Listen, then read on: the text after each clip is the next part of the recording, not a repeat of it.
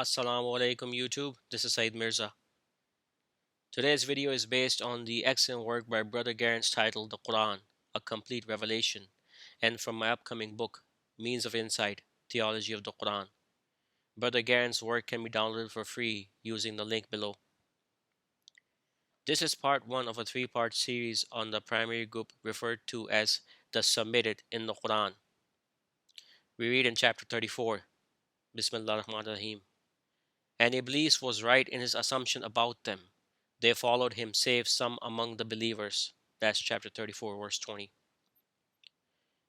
In a previous video, we looked at the two fundamental classes along which all mankind is divided: the submitted, Muslims with a lowercase m, and those who ascribe a partnership, al-lazina ashraku.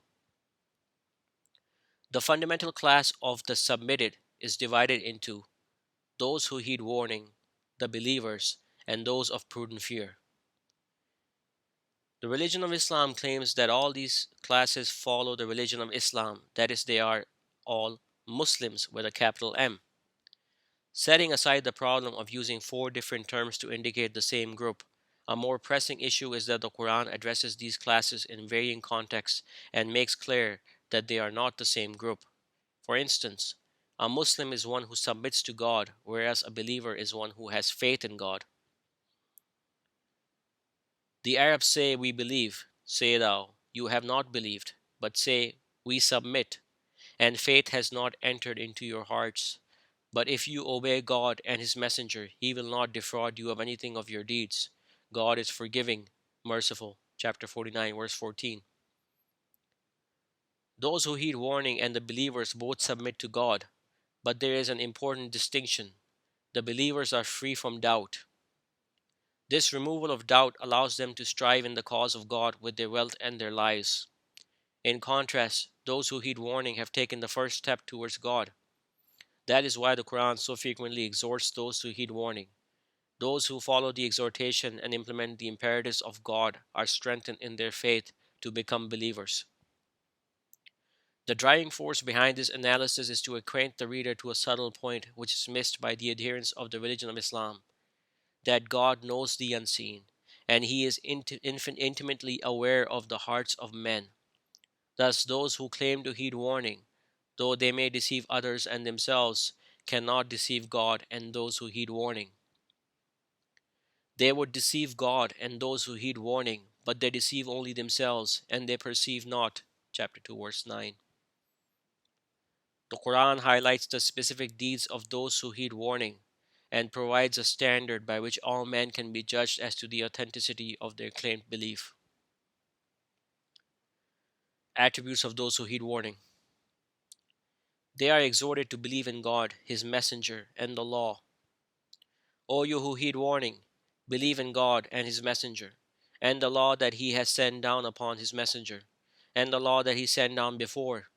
And whoso denies God, and His angels, and His laws, and His messengers, and the last day, he has strayed far away. Chapter 4, verse 136. They do deeds of righteousness. And bear thou glad tidings to those who heed warning, and do deeds of righteousness, that they have gardens beneath which rivers flow. As often as they are provided with the fruit thereof, they say, "This is what was given to us as provision before," and they are given thereby a likeness. And they have therein purified spouses, and they abide therein eternally. Chapter 2, verse 25. And as for those who heed warning and do deeds of righteousness, He will give them the rewards in full, and God loves not the wrongdoers. Chapter 3, verse 57. They eat of the good things. O you who heed warning, eat of the good things that we have provided you, and be grateful to God if it be Him you serve. Chapter 2, verse 172. Those who heed warning and do deeds of righteousness do no wrong in what they eat, when they are in prudent fear, and believe, and do deeds of righteousness. Then be in prudent fear and believe. Then be in prudent fear and do deeds of righteousness. And God loves the doers of good. Chapter 5, verse 93. God guides them to the truth. The religion of Islam follows man-made books called hadith, a false invention by men. The two major sects in the religion of Islam Sunni and Shia, differ with each other on key points of theology and doctrine. God guides those who heed warning to the truth, Qur'an alone, and thus they do not differ in the matter of the true doctrine. Mankind was one community. Then God raised up prophets as bearers of glad tidings and warners, and sent down with them the law aright, that it might judge between men concerning that wherein they differed. And there differed therein only those who were given it after clear evidence had come to them, through sectarian zealotry between them. But God guided those who heeded warning to that of the truth, wherein they differed by his leave, and God guides whom he wills to a straight path. Chapter 2, verse 213. They are firmer in love of God. And among men is he who takes as equals other than God, loving them with a love like the love for God. And those who heed warning are firmer in love for God. And had those who do wrong seen, when they will see the punishment, that power belongs to God altogether, and that God is the severe in punishment. Chapter 2, verse 165. O you who heed warning, whoso among you renounces his doctrine, God will bring a people whom he loves and who love him, humble towards the believers, stern towards those who spurn guidance while claiming virtue, striving for the cause of God, and fearing not the reproach of a critic. That is the bounty of God he gives to whom he wills, and God encompasses, knows. Chapter 5, verse 54. Muhammad is the messenger of God, and those with him are hard against the atheists, merciful among themselves. Thou seest them lowly in submission, seeking favor and pleasure from God. Their mark on their faces in the wake of the submission. That is their example in the Torah. And their example in the gospel is like a seed that put forth its shoot and became stout, and took its place upon its stem, impressing the sowers, that he might enrage the atheists by them. God has promised those who heed warning and do deeds of righteousness among them forgiveness and a tremendous reward. Chapter 48, verse 29. They are exhorted to fear God alone. While a mass majority of men claim they fear God alone, the truth is they fear others besides God. They fear being isolated if they follow God alone. They fear the loss of their business or wealth if they try to minimize their engagement with the capitalistic and exploitative economic system of today and focus on serving God alone. Those who heed warning fear God alone and strive with their wealth and lives in the cause of God no matter what the consequences entail. O you who heed warning, be in prudent fear of God with the fear due him, and die not save that you be submitted. Chapter 3, verse 102. Those who heed warning are in prudent fear. For them are the glad tidings in the life of this world and in the hereafter. There is no changing the words of God. That is the tremendous achievement. Chapter 10, verses 63 and 64. And the reward of the hereafter is better for those who heed warning and are in prudent fear. Chapter 12, verse 57. They are exhorted to be patient and uphold the duty. And we will try you with something of fear and hunger and loss of wealth and lives and fruits. And bear thou glad tidings to the patient, those who, when misfortune befalls them, say, we belong to God, and to him are we returning. Chapter 2, verses 155 and 156. And among men is he who serves God upon an edge. If good befalls him, he is assuaged thereby. But if a means of denial befalls him, he turns about his face. He loses this world and the hereafter. That is the clear loss. Chapter 22, verse 11. O you who heed warning, seek help in patience and duty. God is with the patient. Chapter 2, verse 153. O you who heed warning, when you meet a company, stand firm and remember God much that you might be successful. Chapter 8, verse 45. O you who heed warning, be patient and vie in patience, and be constant, and be in prudent fear of God, that you might succeed. Chapter 3, verse 200. Then to be among those who heed warning, and exhort one another to patience, and exhort one another to compassion. Chapter 90, verse 17. They perform the duty and purify themselves. The religion of Islam assumes perform the duty means to perform a ritual prayer 5 times a day, facing a stone idol in Mecca. However, in the context of the Quran, to perform the duty means implementation of the imperatives found in the Quran: to serve God, to seek assistance from Him, to remember God, to read the Quran, to feed the needy, to warn men, etc. Giving the purity has been twisted by the religion of Islam to mean a religious tax imposed upon its adherents. A careful analysis of the Quran reveals that it is not a religious tax, but sexual purity that is required of those who heed warning. They are to restrict all sexual activity outside the bounds of marriage.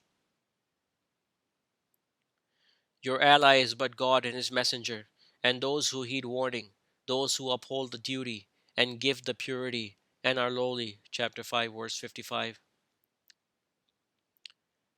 They are encouraged to immigrate for the cause of God. Those who heed warning, and those who immigrate and strive for the cause of God, these hope for the mercy of God, and God is forgiving, merciful. Chapter 2, verse 218. Those who heed warning and immigrate and strive with their property and their lives for the cause of God, and those who give shelter and help, these are allies one of another. And those who heed warning but have not immigrated, you are not required to protect them from anything until they emigrate. And if they seek help from you within the doctrine, you are required to help, save against a people between whom you is an agreement, and God sees what you do. Chapter 8, verse 72. The submitted find peace in the remembrance of God. Those who heed warning, and whose hearts find rest in the remembrance of God. In truth, in the remembrance of God do the hearts find rest. Chapter 13, verse 28. God strengthens them. God strengthens those who heed warning with a firm word concerning the life of this world and concerning the hereafter. And God sends the wrongdoers astray, and God does what He wills. Chapter 14, verse 27.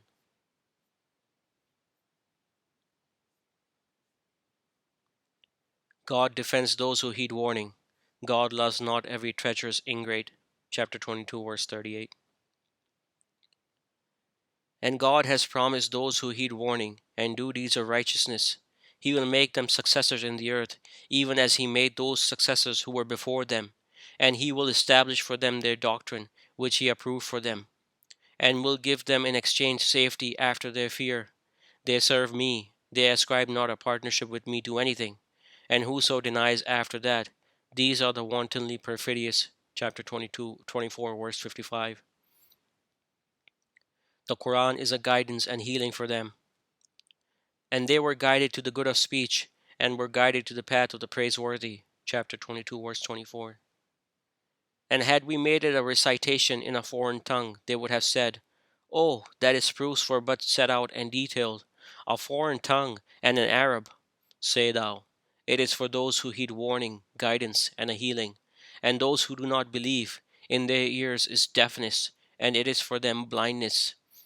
These are called from a far place. Chapter 41, verse 44. They grow humble at the remembrance of God, and that those who have been given knowledge might know that it is a truth from thy Lord, and believe in it, and their hearts might humble themselves to Him. And God guides those who heed warning to a straight path. Chapter 22, verse 54. O you who heed warning, be lowly, and submit, and serve your Lord, and do good, that you might be successful. Chapter 22, verse 77. Has not the time come for those who heed warning that their hearts should grow humble at the remembrance of God and what has come down of the truth? And they be not as those in possession of the law before, and the span seemed long to them, and their hearts hardened, and many of them were wantonly perfidious. Chapter 57, verse 16. They defend themselves, save those who heed warning and do deeds of righteousness and remember God much, and help themselves after they have been wronged. And those who do wrong will come to know to what place of return they will be returned. Chapter 26, verse 227. They fear the hour. Those who believe not in it seek to hasten it, but those who heed warning are apprehensive of it, and know that it is the truth.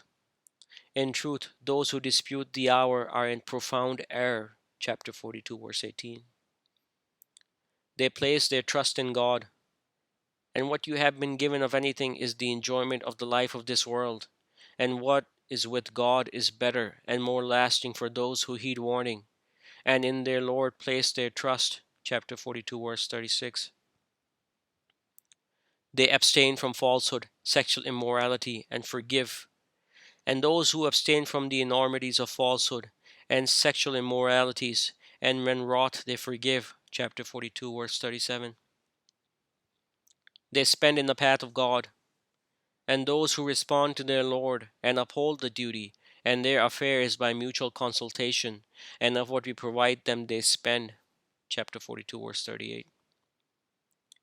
Believe in God and his messenger, and spend of that whereof he has made you heirs. And those who heed warning and spend, theirs is a great reward. Chapter 57, verse 7. They are laughed at by the evildoers. Those who were evildoers laughed at those who heeded warning. And when they passed by them, they winked at one another. And when they returned to their people, they returned in delight. And when they saw them, they said, These have gone astray. Chapter 83, verses 29 to 32. This concludes part 1 of our presentation of the submitted. God willing, in the next video, we will analyze the attributes of the believers. May God guide you to his straight path. Peace be upon you.